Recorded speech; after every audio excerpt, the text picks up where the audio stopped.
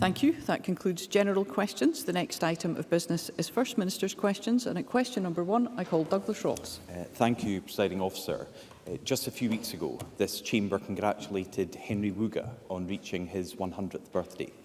So it was with great sadness that we learned of his passing peacefully at home with his daughters Hilary and Gillian last Friday. We send them our thoughts and condolences, and we also give thanks to the life of this remarkable man. From Nuremberg in 1939 to Glasgow via the Kindertransport, to a life of professional and family success here in Scotland, capped by decades of service to Holocaust education. Scotland will miss his charm, his integrity and resolution, but we will never forget his testimony. And I believe that we can all commit to ensuring that his legacy will endure. Now reunited with his beloved Ingrid, may his memory be a blessing.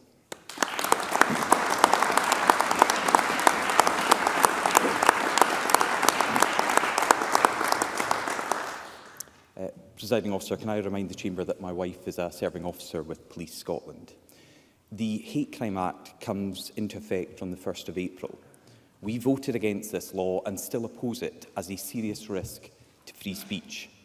But in just 11 days' time, the police will have to enforce it. David Kennedy, the General Secretary of the Scottish Police Federation, has said this about training.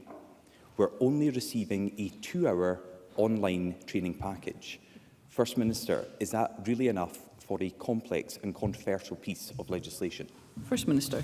Presiding Officer, first and foremost, can I join with Douglas Ross in paying tribute to Henry Wooga, a greatly respected Holocaust survivor who we know passed away at the age of 100 earlier this week. It's hard to think that only a few weeks ago we stood up to wish him well on his 100th birthday, and now we're standing up once again to mourn his passing, because Henry was a truly remarkable man who made an enormous contribution to Scottish society, but his impact, his influence, his legacy goes far beyond Scotland, as he campaigned against anti-Semitism and, of course, reminded us to never ever forget the horrors of the Holocaust. My thoughts are very much with Henry's family, his friends and all those who had the privilege of knowing him, and in his memory we will all continue, I'm sure, to campaign against hatred in whichever form it rears its ugly head. Presiding Officer, can I also just take, with your indulgence, a moment to congratulate Vaughan Gething on his appointment as First Minister of Wales. His appointment as the first black leader of a government in the UK is a truly monumental moment, and I look forward to working with him. Vaughan Gething's predecessor, Mark Drakeford, was a principled First Minister, a model public servant, importantly a very fierce defender of devolution. I think the whole Chamber want to join me in wishing him well.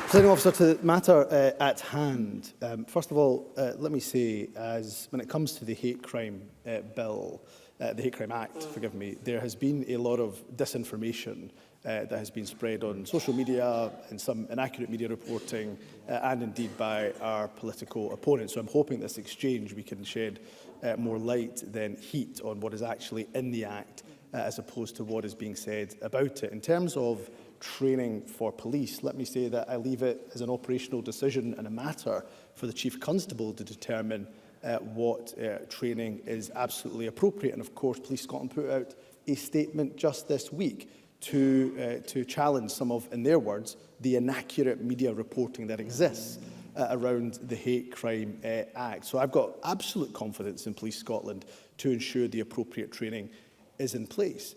And let me just remind Douglas Ross, of course, that stirring up offences are not new in Scotland. You know, as a person of colour, I've been protected from anybody stirring up hatred against me because of my race virtually all of my life, since 1986. In fact, all of us are protected by that provision of stirring up hatred. The question is, if I have protection against somebody stirring up hatred because of my race, and that has been the case since 1986, why on earth should those protections not exist for somebody because of their sexuality or disability or their religion.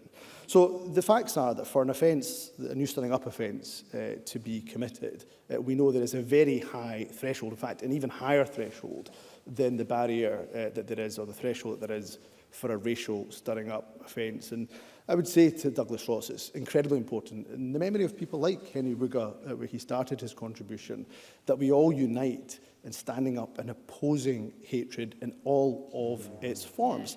And a strong legislative framework to protect people is incredibly important. I would urge the Conservatives, I would urge Douglas Ross, that it would be far better for him, I think, to put more effort into tackling hatred as opposed to opposing a hate crime act. Douglas Ross. Can I echo the First Minister's comments and wish Vaughan Gethings well as the new First Minister of Wales? But we opposed the legislation at the time and still oppose it now because of the impact it has on free speech for people across this country. And I'm only reiterating the points made by the Scottish Police Federation, the representative body of our officers across Scotland. They say that their officers can barely deal with existing crimes, let alone this new law. They described the Hate Crime Act as, and I quote, a recipe for disaster. Humza Yousaf has reduced officer numbers to the lowest level since Police Scotland was formed. Now officers are being told not to investigate actual crimes, but instead they'll have to look for the hate monster or police free speech. Criminals will be let off while innocent people are prosecuted. Isn't Humza Yousaf setting the police up for failure and undermining public trust in policing? First Minister. Presiding Officer, with that contribution, it is Douglas Ross who is undermining the fight against hatred here in Scotland. Absolutely undermining it completely, utterly and entirely through so much disinformation. I don't even know where to begin. So let's take point by point of what Douglas Ross has said. First and foremost, he makes an incorrect claim around police officer numbers under the SNP government. Of course, under the SNP government, numbers of police officers have increased and will continue to increase, given what we have heard recently from the Chief Constable and backed by a record budget from this Scottish Government. And of course, there are more police officers per head in Scotland than in England, where his party is, of course, in charge. Let's take the points that Douglas Ross raises around the Act itself and freedom of expression. I remember, of course, because I was the Justice Secretary that took forward this bill, making sure that I engaged with opposition members around the issue of freedom of expression. There is a triple lock of freedom of expression in the Act. There is protection of freedom of expression that's actually explicitly embedded in the Act. There's also a defence available of a person's behaviour being reasonable, which safeguards people's rights. And thirdly, of course, the Act itself is compatible with the European Convention on Human Rights, including Article 10, which includes and protects everybody's right to freedom. When it comes to stirring up of hatred, Presiding Officer, stirring up offences are so pervasive, so damaging, so dangerous in our society. Let me just take Douglas Ross back to what Lord Bracadale said. Lord Bracadale, of course, was the one who reported on his independent review of hate crime, which then led to the development of legislation. He said, and I'll quote, "The stirring up of hatred can contribute to a social atmosphere in which prejudice and discrimination are accepted as normal." In any society, Presiding Officer, the freedom to criticise, the freedom to insult, the freedom to offend exists and should be treasured, in fact. But there cannot be freedom to engage in behaviour that is threatening or abusive and intended to stir up hatred. So everybody in this chamber, we engage, we talk often about our commitment to tackle hatred. Those who experience hatred tell me they don't just want warm words from their politicians, they want action, and that's exactly what this Hate Crime Act intends to do.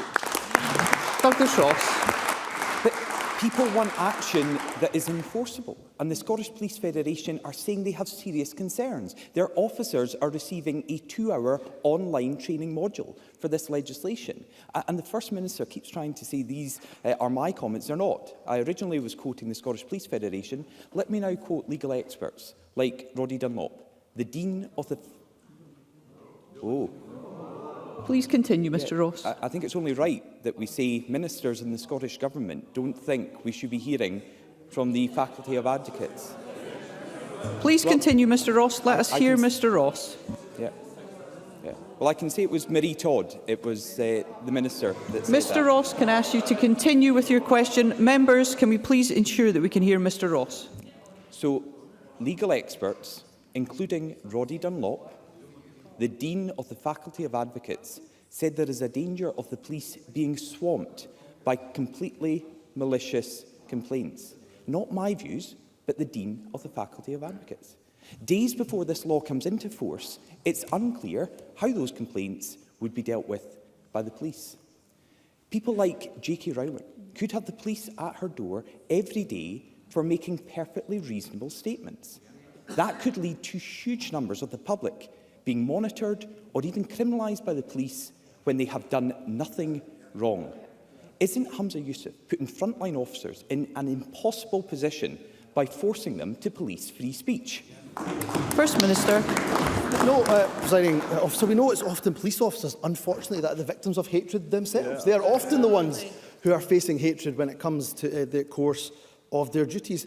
Presiding Officer, Douglas Ross says he has no idea how a stirring up offence could possibly be enforceable. I'm making the point that a stirring up offence in relation to racial hatred has existed since 1986 with virtually zero controversy whatsoever. So I have absolute faith in Police Scotland's ability to police and enforce this Act in a way that is appropriate. In terms of the points that Roddy Dunlop, who of course I respect greatly, the points that I would say in respect to Roddy Dunlop is that police, again, are very, very well attuned, adept and have ability to deal with vexatious complaints right across the legal framework with which they operate. So I can't tell you whether there will be vexatious complaints or not. That will, of course, depend on people's actions. But what I can say is that the liability for criminal threshold is incredibly high. If you don't want to take my word for it, let's look at another legal expert. This one, Professor Adam Tompkins, I think known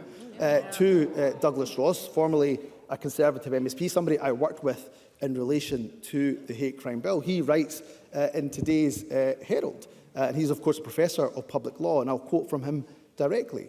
Offensive speech is not criminalised by this legislation.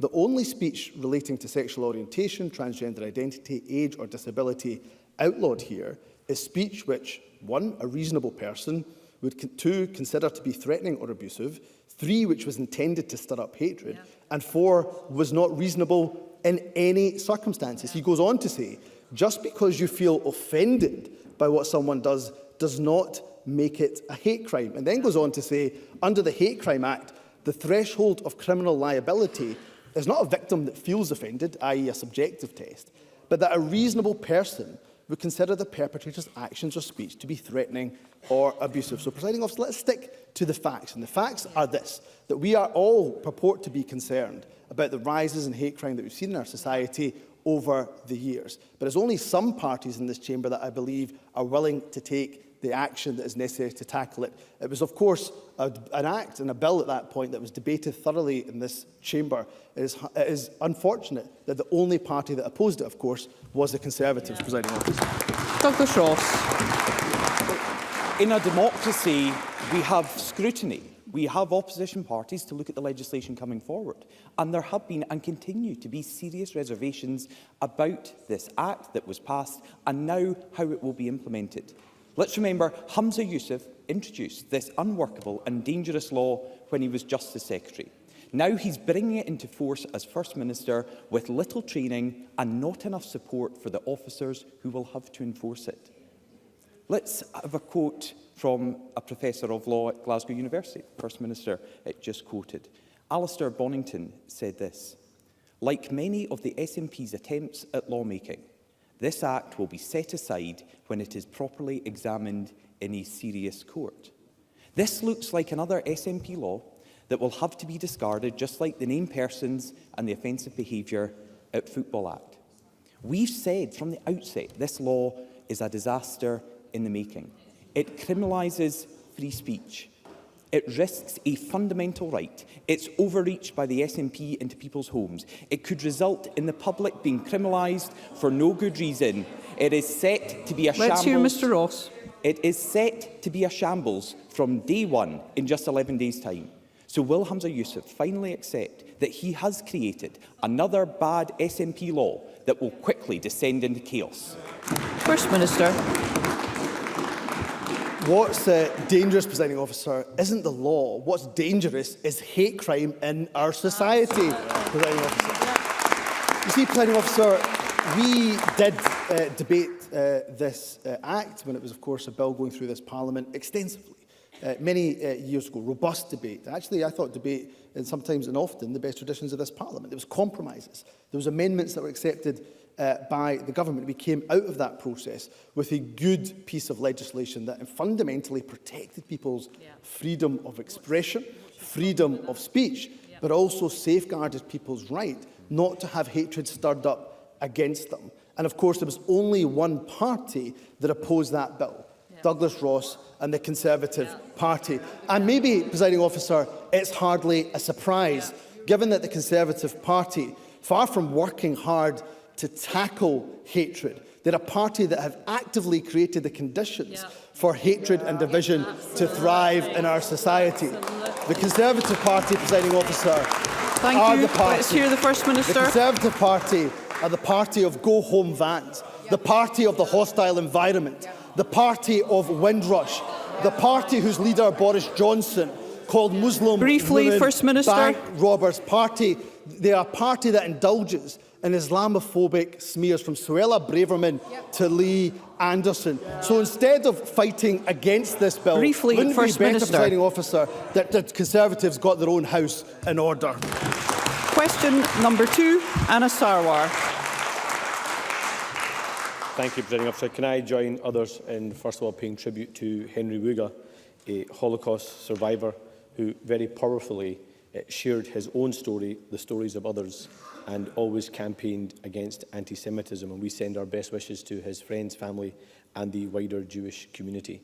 We owe it to Henry and his entire generation to make sure we share their stories and always strive for both peace and strive for a world free of prejudice and hate. Can I also join the First Minister in congratulating Ron Gething on his election, another historic first, the first ever black leader of a nation in Europe as the First Minister of Wales, and send our best wishes to his predecessor, Mark Drakeford. Presiding Officer, this morning a damning report by the Royal College of Paediatric and Child Health has warned of the catastrophic consequences of this government's failure. In paediatrics alone, over 10,000 children are waiting for the medical care they need. 50% of them have been waiting for more than the legal 12 weeks. So how does the First Minister respond to one of the leading paediatric consultants in the country, Dr. Mary Stark, who said, if you miss the right window to treat a child or wait too long, the consequences can be irreversible, and that this is a clear failure to prioritise the health and well-being of our children? First Minister. Presiding Officer, first and foremost, I would take the report from the Royal College extremely seriously indeed, and of course we'll be examining and are examining that report in detail. As ever, of course, it is important for me to provide some context of why we're seeing such high numbers of young people, young children, waiting. The undeniable reason for that significant increase is undoubtedly the global pandemic, hence why we've seen those significant increases in paediatric waits right across the UK and England and in Wales, and of course here in Scotland too. Anna Sarwar is right, of course, and Royal College are right to raise the concerns around this issue. So let me try to give some assurances that we are focusing on tackling these far too long waits in paediatrics, just as some, by way of some examples. We know that there's two main paediatric specialities, paediatrics and paediatric surgery. If I take the data from April 23 to the end of the calendar year, December 23, the paediatric new outpatient list reduced by 21%, waits over 52 weeks reduced by 12%, and waits over 78 weeks reduced by 31%, and waits over 2 years were completely eradicated. If I take the position over the 2 years, December 21 to December 2023, and look at paediatric surgery, The new outpatient list for paediatric surgery reduced by 35%, waits of over 52% reduced by 84%, over 78 weeks reduced by 95%. The purpose of reiterating these statistics, and we know that, of course, behind each of these statistics is a young child who's waiting too long for surgery, is to show that there are improvements, we are moving in the right direction. What, of course, makes the recovery of the NHS far more difficult is the fact that, of course, we're receiving cuts from the Conservatives on our budget, £500 million over 2 years, £1.3 billion in terms of our capital. We are, of course, investing in our NHS despite those cuts. It would be helpful to know from Anas Sarwar that if there is an incoming Labour government, that they would immediately reverse those Conservative cuts, because it impedes our ability in order to invest in the NHS's recovery, which, of course, is much needed for our children, our young people, as well as our adults too. Anas Sarwar. Thank you, Presiding Officer. The First Minister knows that this problem predates the pandemic, that the report makes clear 11 years of decline, every day of which there has been an SNP government. And he also knows that Labour is going to invest more in the National Health Service, and we do want to bring down waiting lists, but he has to take responsibility for his government's actions, not look to blame somebody else all the time.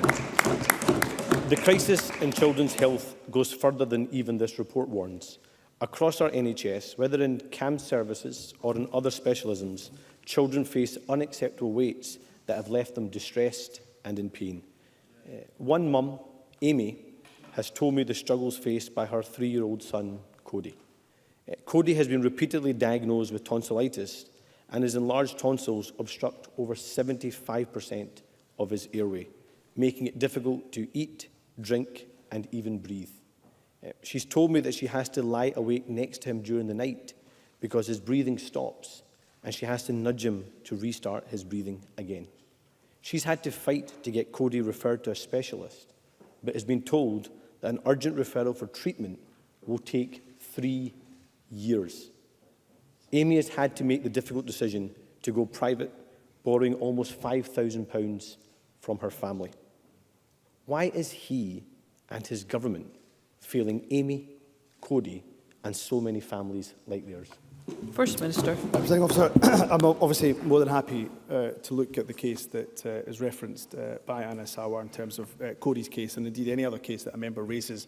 We're happy to explore with the Health Board in terms of what more can be done. It sounds like a horrifically long wait that we don't want any parent to have to endure. The point I make to Anas Sarwar is, of course, that there is progress being made. I've given him a range of details around how that progress is being made in relation to paediatric surgery, which is relevant to his question, but we're also making sure that we're investing in the workforce. So paediatric specialty consultants, we've increased their numbers by 15% in the last 5 years, by 64% in the last 10 years. When we look at qualified paediatric nurses, the workforce has increased by 11% in the last 5 years. And since 2014, we've also invested in the recruitment of an additional 500 health visitors and 200 extra school nurses, again, which undoubtedly help with young people and children's health and well-being.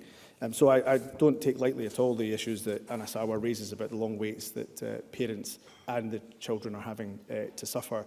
In Anas Sarwar's initial response, of course, he didn't answer the question that I asked, which was that, of course, would an incoming Labour government, potentially incoming Labour government, immediately reverse the £1.3 billion cut, which is making an impact in terms of our healthcare provision. If he could Briefly, give that First confirmation, Minister. then we may be able to plan further ahead in terms of the further investment we're able to make, because it's only through record investment in the NHS are we going to be able to recover our national health services for children and young people. Honestly, Presiding Officer, after 17 years of this SNP government, wanting to ask questions about a party in opposition rather than talking about their own record and failing children across the country just shows how out of depth this Finance Minister is. All those lists, all those excuses mean nothing to Amy, mean nothing to Cody, and mean nothing to the thousands of families that his government is failing every single day. Because he simply does not get it. In every area of responsibility for this SNP government, children are being failed with catastrophic consequences. After 17 years of this SNP government, 240,000 children are living in poverty, over 10,000 children waiting for paediatric medical care, over 9,500 children turned away from mental health services last year. I suggest the Deputy First Minister listen to the consequences for her constituents rather than trying to heckle what's happening to children across this country. And for those that were referred, over 5,500 children are waiting to get mental health support. And now nearly a third of pupils in Scotland are persistently absent from school, in some areas as high as 50%. Almost 40% of pupils now need additional support. At the same time, this SNP government has cut 400 ASN posts in the last decade. Isn't it clear that Humza Yousaf and every single member of this SNP government are failing Scotland's children? First Minister. No, I don't agree with that, Presiding Officer. I thought it was a pretty reasonable question, which obviously Anas Sarwar is unable to answer, and he'll want to maybe be honest with people about the answer. He was unable to answer a very simple question, that if there is an incoming Labour government, will they immediately reverse the Tory cut to Scotland's budget? The fact that he was unable to answer the question demonstrates that he either does not know the answer, Presiding Officer, or he is not being honest with the people of Scotland.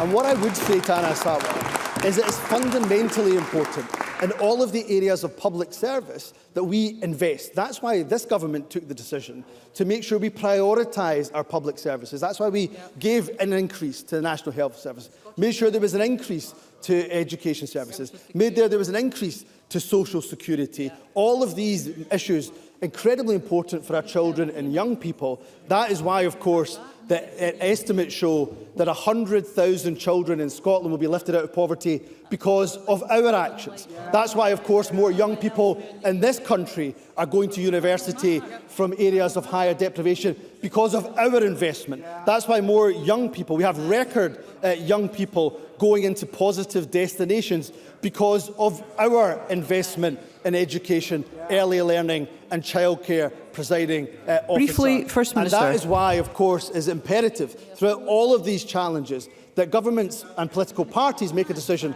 Do they invest in public services? Thank you, First or do Minister. They cut we public must move services? on to the next question. First Minister. First Minister. First Minister. I have asked that you conclude your question. I am now moving on to the next question. That you conclude your response. Question number 3, Alex Cole-Hamilton. Thank you very much, Presiding Officer. And can I associate the Scottish Liberal Democrats with the remarks already made about the passing of Henry Wooga and indeed the election of Vaughan Gething, to ask the First Minister when the Cabinet will next meet? First Minister. Tuesday. Alex Cole-Hamilton. Presiding Officer, yesterday the Committee on Climate Change delivered a devastating verdict about the record of the Scottish Government. The key 2030 emissions target just won't be met. The Government is off course by a country mile on heat pumps, electric vehicles, recycling and more. And its chair, Chris Stark, said yesterday the strategy is just not there. Take tree planting. They say Scotland needs to do twice as much, but the Government has just reduced spending on that by nearly half. It's going to put people out of work, and tree nurseries have already signalled they will have to torch hundreds of thousands of saplings because of the cuts. To think the Environment Secretary once boasted that global leaders were looking to her government for advice, well, her phone is silent now. So can I ask the First Minister, where are the Green Party in all of this? Fewer bus and train services, going nowhere on renewable heating, a botched deposit return scheme. Doesn't he recognise that bringing them into government has done precious little to help us combat the climate emergency? First Minister. Presiding Officer, first of all, we do take the report from the Climate Change Committee extremely seriously, and Chris Stark, well respected, and therefore, of course, his opinions are being given the due and weighty consideration that they deserve. It's a serious point, of course, that he raises around the 2030 target. Of course, at the time when that target was being debated, the Climate Change Committee made it clear that it would be extremely difficult, if not frankly impossible, or indeed that target was stretching credibility at that time. Nonetheless, we as a Parliament came together, all political parties came together to embed that target within the legislation. In terms of tree planting, let me just remind Alex Cole-Hamilton that around 75% of all new woodland throughout the UK is here in Scotland. Not only that, we launched, of course, the world's largest floating offshore wind leasing round through Scotland. We ensured, of course, that Scotland has the most concessionary travel scheme in the UK, with more than a third of the population benefiting from free bus travel. We've invested £65 million in installation of over 2,700 public EV chargers, and we continue to offer the most generous package of grants and loans in the UK to support the move to clean heating. What I would say to Alex Cole-Hamilton, what makes this job of ours more difficult in trying to reach our targets, and we are committed to that overall 2045 target, of course. What makes that more difficult is every time we bring forward measures, be it the deposit return scheme, low emission zones, workplace parking levy, proposals Briefly, for carbon First Minister. capture, or indeed our standards around heating and reducing emissions. What makes that job far more difficult, Presiding Officer, is that the opposition oppose every single measure we bring to this chamber to tackle the climate crisis. Question number 4, Kevin Stewart.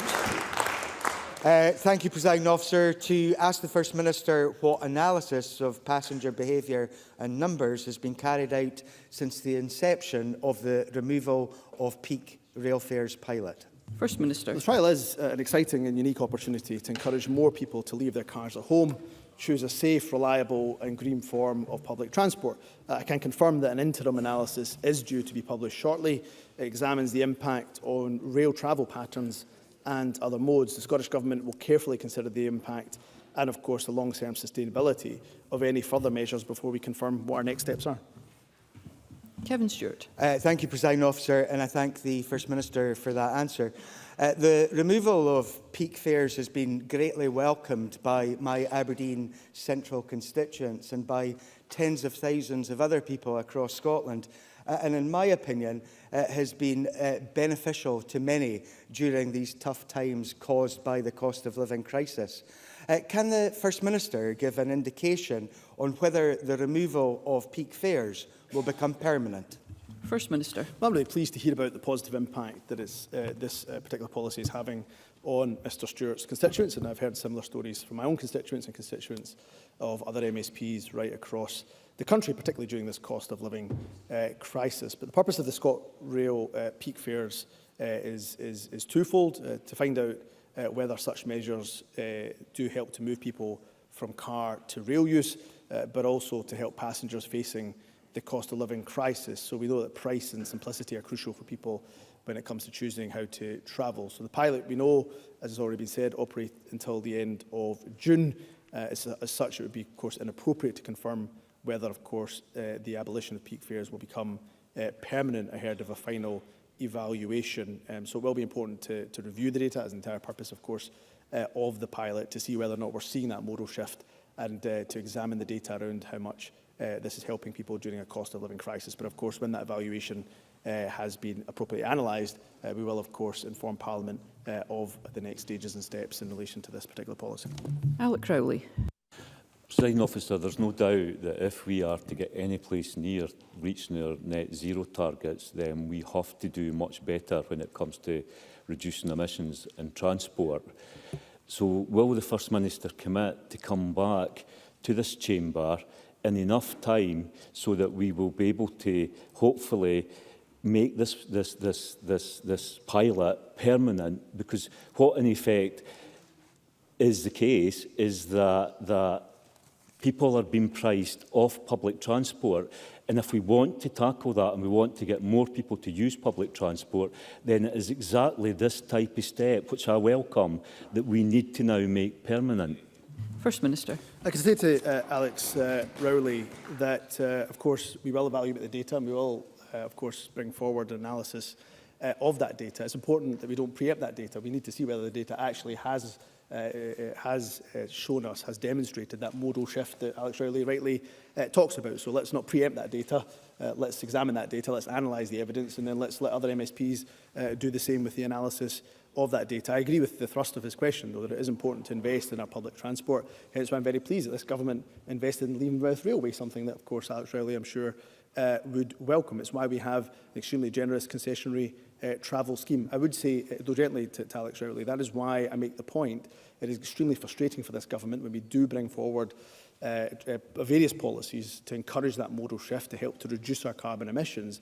They are often opposed by the opposition. We brought forward the workplace parking levy, for example. It was called by his colleague, who is sitting just a couple of rows behind him, Colin Smith. He described it as highway robbery. He called it a car park tax. So it's really unfortunate, Presiding Officer, that when we bring forward these measures, opposition parties oppose it simply for the sake of opposing it. Question number 5, Megan Gallagher. Thank you, Presiding Officer. To ask the First Minister whether the Scottish Government will engage with NHS Scotland on ending the prescription of puberty-suppressing hormones to children following the recent announcement by NHS England. First Minister.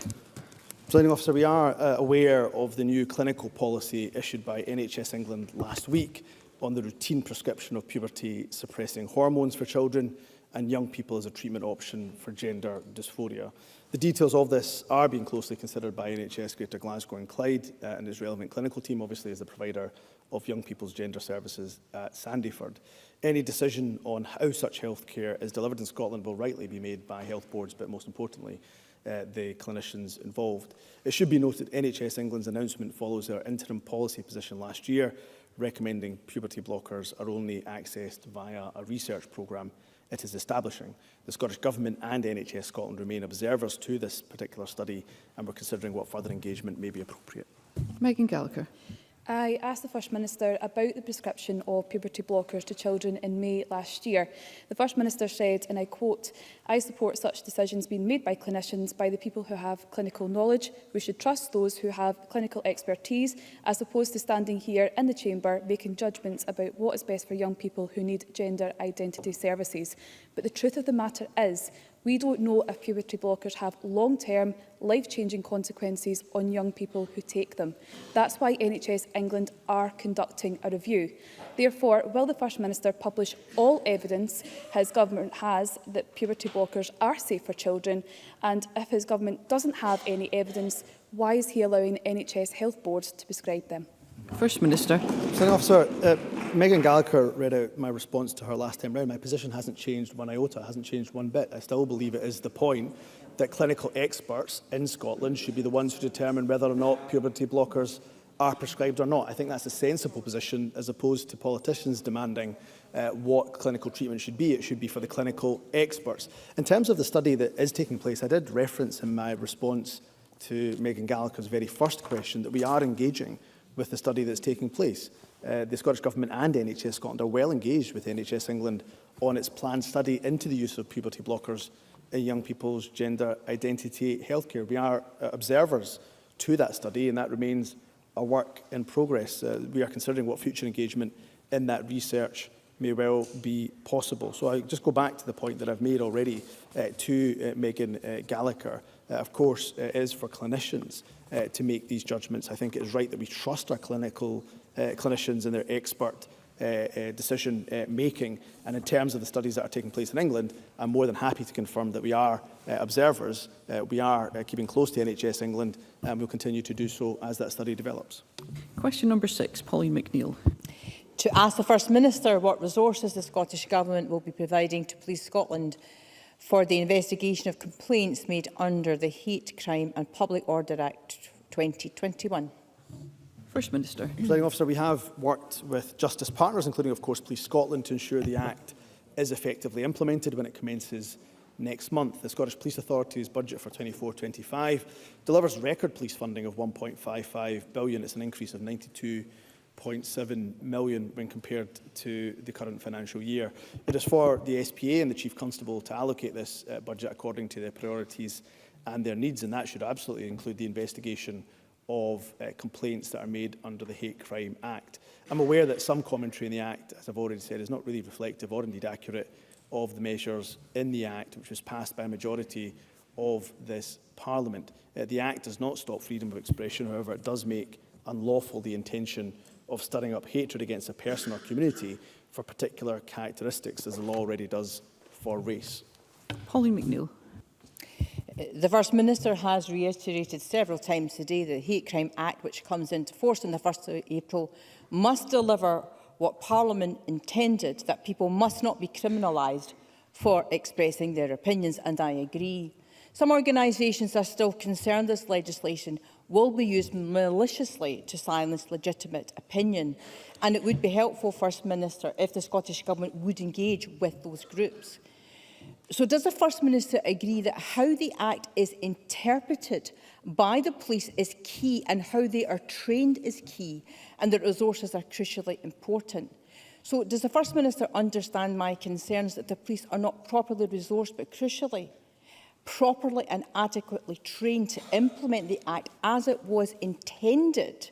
And we agree on this, that it could risk criminalising innocent people and further stretching police resources. Make this Act work and make sure that there is full resources to ensure that what this Parliament intended is delivered. First Minister. Presiding Officer, can I say that I know Polly McNeill takes the issue of tackling hatred very, very seriously. It's something she and I have worked on over the years in many different guises. Let me try to give some assurance to Polly McNeill and those those she is raising concerns on behalf of.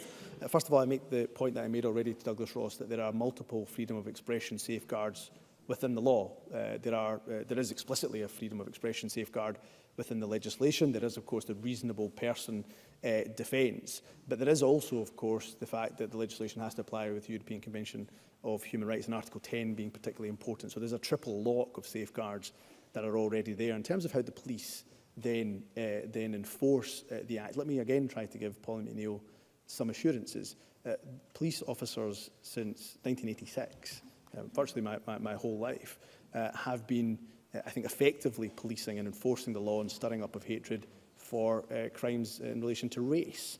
Now, the threshold for the new offences is higher than, of course, the racial stirring up offence. But if they've been doing so since 1986, with virtually zero controversy, I've got every confidence that they're able to do so for the new offences that are being brought into law in just a matter of weeks' time. In terms of resourcing and training, I'll just reiterate the points I've already made. We are providing record funding for Police Scotland for Police Scotland in relation to the next year's budget, and in training, again refer to the points that have already been made by Police Scotland in the public domain, and I have every confidence in their ability to train officers for this Act when it comes into force. And I'm very pleased this Act will be coming into force because I believe it will give people the necessary protections at a time when we're seeing hate crime far too pervasive in our society, far too prominent in our society, and being peddled by some with impunity. Thank you, in our society. First Minister.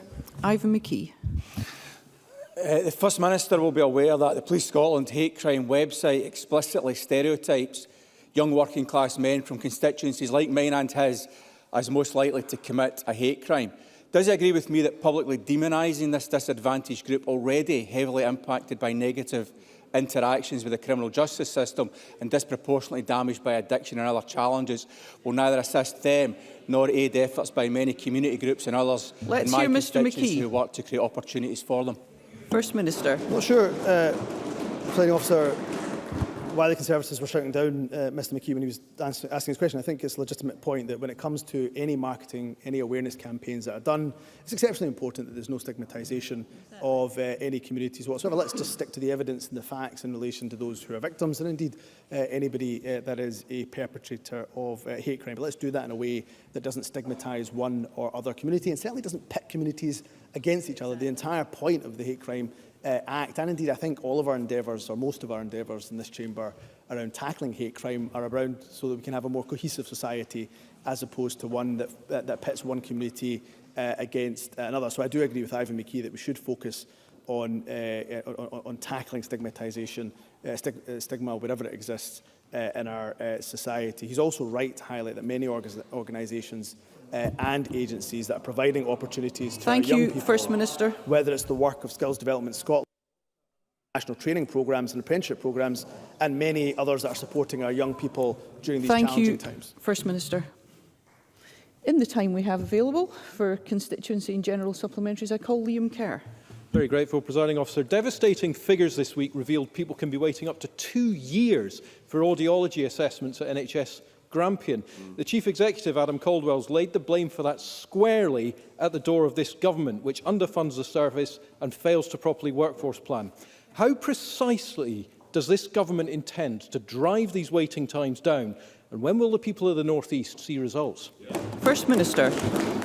Presiding Officer, first and foremost, when it comes to long waits, I reiterate what I've already said here, that anybody who's waiting far too long, of course, that is not acceptable, and we are working hard to recover our NHS services. In terms of Grampian itself in 24-25, NHS frontline boards will receive, of course, increased investment of almost 550 million, a real terms increase of almost 3%. NHS Grampian seeing £46.6 million increase in its investment. And that is the decisions that this government is proud to take, in very stark contrast to the Conservatives in England. We are investing in our NHS at a time when they're choosing tax cuts for the wealthy over investment in public services, Presiding Officer.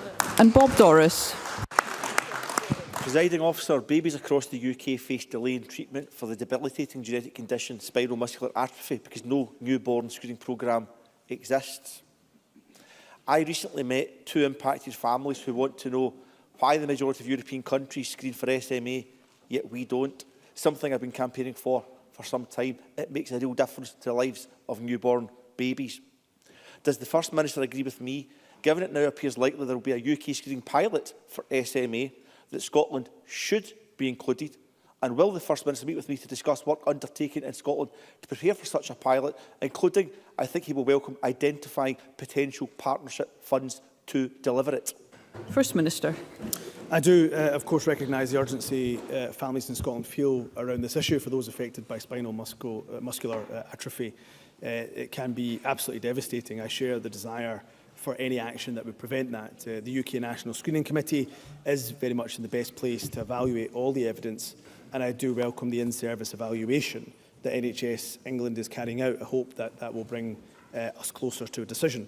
Discussions are ongoing about the potential for a Scottish-specific study or for Scotland to participate in the ISE and the in-service evaluation.